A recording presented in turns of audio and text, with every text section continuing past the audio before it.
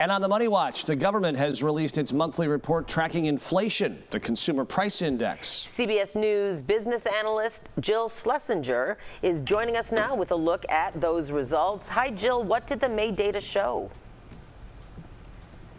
Wasn't terrible. Kind of a boring report, and I like boring. Boring is beautiful when it comes to the economy. Prices accelerated a little bit in the month of May from April, and that means that the inflation rate for the past 12 months up by 2.4% from a year ago. Now remember, the Fed wants us to be closer to 2%, but we've come a long way from those 9% inflation readings of the summer of 2022. Now, when we take out food and energy, that's called the core rate, and it's up 2.8% from a year ago. Say pretty much between 2.8, 2.9% for a few months now. And so with the tariffs paused at lower levels since the initial announcement, which got all that attention, Jill, how are folks feeling about prices sort of right now from the latest data that we have?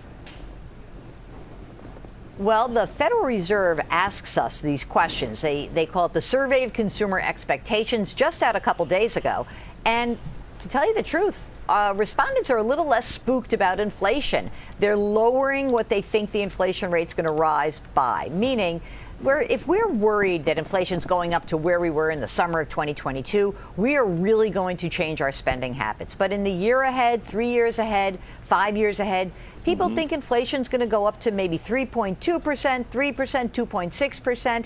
That's actually important for the Fed. They want to make sure that our expectations are not out of line with what's happening. The results across the board, really interesting.